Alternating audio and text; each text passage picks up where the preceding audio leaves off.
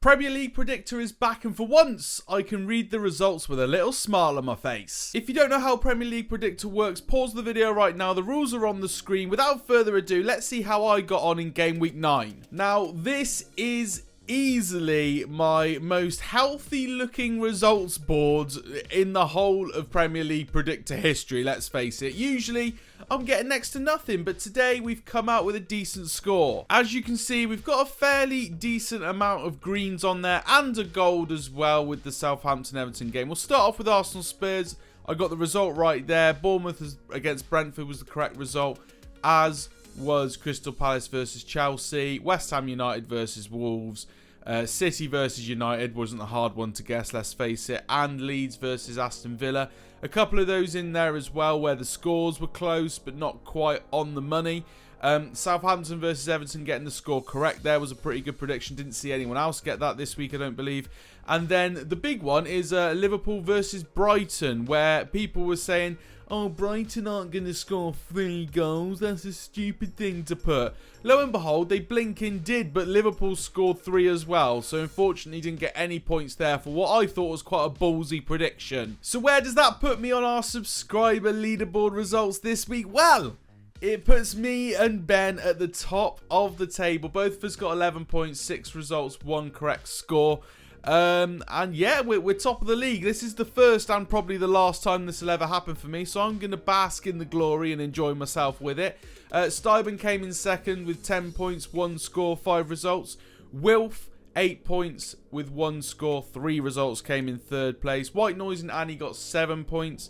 Jossel managed to get 6 points. And then I've got, you know what, I'm going to enjoy this a little bit because we got Carl, who decided to put at the start of his comment last episode that my predictions were a bit strange. Well, Carl, you came out with 3 points and I came out with 11. Welcome to the community, buddy. And Anonymous decided to get only 1 point. So there's a strong reason why they wanted to be kept anonymous, I think. But it's nice to see new people joining the community and joining in with this series. So if you are new, then it's time now to put your predictions in the comments down below for Game Week 10, which you're going to hear my predictions right now. Game Week 10 has got some feisty games in it indeed. Biggest one has got to be Arsenal versus Liverpool. It's a mad fixture. Remember, guys, you've got to get your predictions in before the first game kicks off tomorrow. Now, I believe they don't kick off until 3 PM tomorrow, so you've got a little bit more time to get your predictions in this week. I know some of you have been struggling with that recently, but as soon as this video goes out, the best thing to do is get in here as quick as possible and get your predictions in. So to make sure you do know when this video goes out, please subscribe to the channel and hit the notification bell so that you get a notification when this video goes live. And also, why not, whilst you're down there, like the video as well. It helps it go further, and as you can see, we're getting new people in all the time. Let's continue that. Liking the video helps the video go further, means more people will see it, more people will join the community. Leicester City finally got their season up and running on Monday when they got that win against Nottingham Forest. It does now put them on 4 points in the Premier League and does lift them off the bottom of the table on goal difference. Now, what they need to do is continue this form against Bournemouth. Now, Bournemouth aren't an easy team to not score against, frankly, because they've got a minus 13 goal difference at the moment, and I could only see that getting worse with this fixture. I think that Leicester, now they've got the ball rolling, James Maddison is on fire and desperate to get into that England World Cup squad. I just think that Leicester are going to carry on getting another win here. So, I've gone for a 3-1 away Leicester win. Bournemouth, I think, are now sinking back down the table and probably going to find themselves in a relegation battle after Christmas. And Leicester definitely shouldn't be at this end of the table and should be pushing themselves up. So I think now they've got that first win, got that little bit of confidence, I think it'll be nice for them to get back-to-back 3 points. And I think they will against Bournemouth. Wolves find themselves in the relegation zone and look like they're struggling pretty badly at the moment. On the flip side, you got Chelsea, who seem to have found a bit of a run of form under Graham Potter and managed to get a good grindy out win against Crystal Palace, which looked like it wasn't going to become a win at one point, but they managed to get the result. I think in the fixture against Wolves, it's going to be much easier for them, though. I think it's going to be a much more straightforward win than the Crystal Palace game. And it's going to see Wolves fans seeing their team in the bottom 3 by the end of this game week. Chelsea, I think, are going to win 2-0. A very good performance in Europe as well this week, which will help with confidence within the squad. And I think that Graham Potter's, got a lot of players out there that are trying to impress, ready for the World Cup. Mason Mount, we're looking at you, buddy. If you guys don't know, I do a FIFA Ultimate Team based around Mason Mount, and it would be great if he goes to the World Cup because there's more chance that he'll get a special item in FIFA Ultimate Team. So I'm hoping that his current form for Chelsea impresses Gareth Southgate and gets his name on the plane. But yeah, 2-0 to Chelsea in this fixture.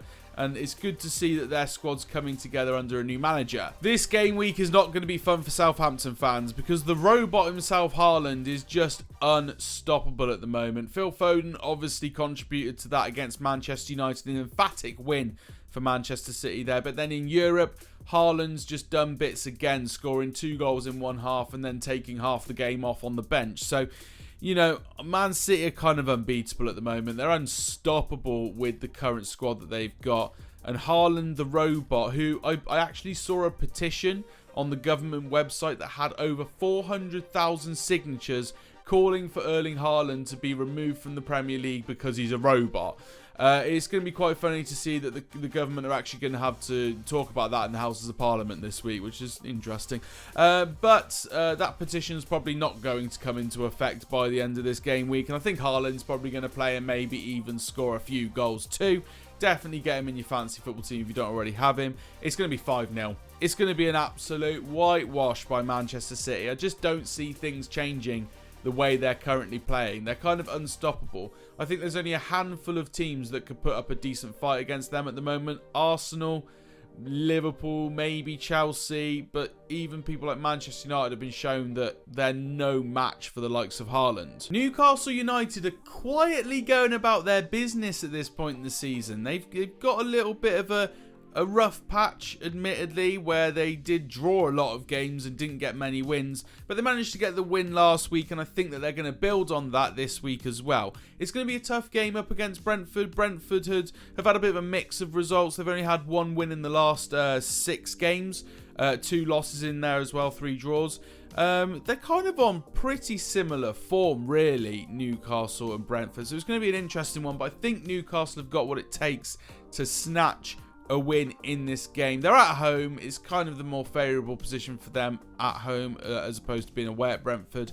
And I think that going to St James's Park is hard for any team, let alone a team like Brentford whose firepower isn't quite the same as the likes of Chelsea, Tottenham, City, Liverpool, Arsenal, for example.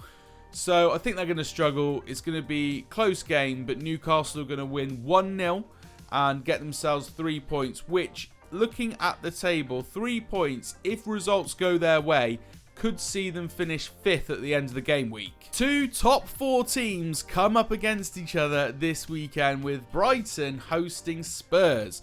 Spurs currently sitting in 3rd, Brighton sitting in 4th in the Premier League at the moment. They both kind of have a decent form currently, with one team getting 3 wins, one team getting 4. Spurs obviously losing in the last game week, Brighton getting a draw. But they've both had 1 loss in the last 6 games. So it's not a massive difference in form between the two. The massive difference being that Brighton have lost a manager in that time, but it didn't seem to massively impact them in the last game week. Because obviously they came up against Liverpool and got a 3-3 draw, with Trossard scoring a hat-trick. So you could argue they're really not struggling under new management. So considering these two teams form-wise are pretty even and are kind of very much in the same place in the table, I'm going to use this opportunity to go with my board draw. I think these two are going to cancel each other out. It's going to be 0-0. And I think it's actually going to be the fixture of the week that everyone kind of goes, oh, that was a bit boring. But for Brighton fans, it's going to be we just got another point against a big team. And I think it's going to be very important for them to get that result, and I think a draw is probably fair between these two squads at the moment. Lower down the table, we've got Crystal Palace up against Leeds. Now, this fixture actually sees two teams with identical form. They've both got 2 losses, 3 draws, and 1 win in the last 6 games. And I think that their form is likely to stay the same as each other's. So I don't think we're going to get a winner here. I see it being a draw. I've gone for 1-1 in this game. It's not the most interesting fixture of the week. Leeds have got more to lose than Crystal Palace, considering Crystal Palace are just above the relegation zone. Leeds currently sat in 12th. A win for them, again, if results go their way, could see them around 10th position in the table. So it's a big game for them. Crystal Palace, if they lose, could see them sink into the bottom 3. So there's an argument there that both teams have got something to fight for. I've gone for a 1-1 draw. It'll be interesting to see how this one plays out, but again, it's not going to be the first match on Match of the Day. Now, if you were someone who didn't know the Premier League and you just saw the table from an outside perspective and then looked at my next prediction, you'd think I was crazy. West Ham United currently sat 15th and Fulham sat 8th. However, West Ham United, I believe, are going to get the win. With Fulham, they're on a bit of a win-loss form at the moment, where they win a game, lose a game, win a game, lose a game. And it's been like that now for the last 6 matches. West Ham United have lost more than they've won, unfortunately, and got 1 draw in there as well. But I just see West Ham having enough to get past Fulham. I think Fulham are the team that have overperformed in the Premier League the most so far this season, and the likelihood is they're going to start to sink down to a mid-table / bottom half finish. West Ham, on the other hand, had an awful start to the season alongside Leicester. They're now 15th and climbing the table, and I think a 2-1 win for West Ham is definitely going to help them on getting back up to where they should be. The players they've got in their squad, there's no reason for them to be this far down the Premier League table, and I think that a game against Fulham at home for West Ham is just another step in the right direction. Now, arguably the biggest game of the weekend, we've got Arsenal versus Liverpool. Now, I've actually got this as my highest scoring fixture of the weekend, and that includes a 5-0 City win. So, you know, 4-2 to Arsenal is what I'm going with. I think Liverpool have shown that they've got a lot of gaps in their team at the moment, namely in midfield, where they are lacking in a bit of mobility in their team right now in the centre of the park. And what Arsenal have got is a very strong midfield.